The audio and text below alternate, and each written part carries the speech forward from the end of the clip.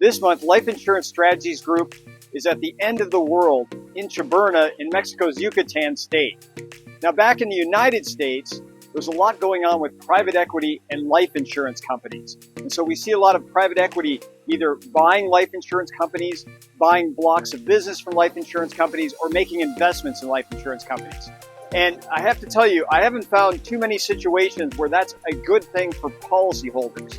Now let's kind of look at the transaction.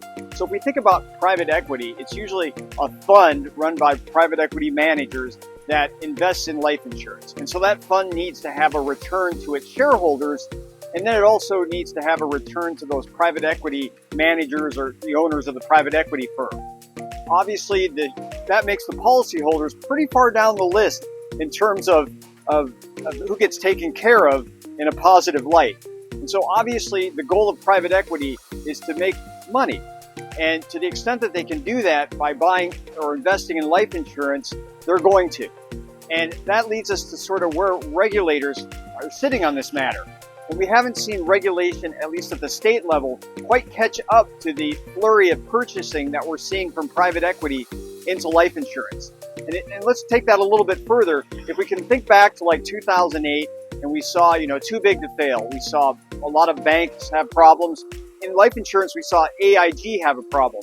Now imagine if we have a lot more life insurance companies running into the ability not to fulfill their promises to policyholders, not being able to pay death benefit because they've been stripped of a lot of their financial resources.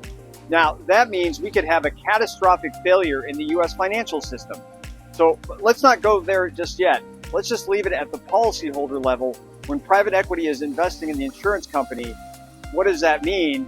Well, it means they're probably going to be operating on a lot of thin margins. They're going to be looking at what they can minimally reserve to keep themselves operating at the state level, and then, how much of the promises that they actually need to keep. So looking at contracts, looking at the policies and saying, okay, what are we guaranteed in the contracts? Let's say we're giving them A, but if we can give them A minus B in the contract, let's do that so we can push as much cash to the fund and to our investors. So these are all things to think about as you're buying a life insurance policy, is looking at the insurance company and seeing, are they a stockholder company and who are their stockholders? Are they a mutual company? That's probably a pretty good thing right now.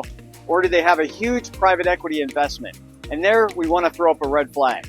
So remember, at Life Insurance Strategies Group, we don't sell products. We help our affluent individual customers and companies make decisions where life insurance is involved. If we can help you, reach out to us at lifeinsurancestrategiesgroup.com.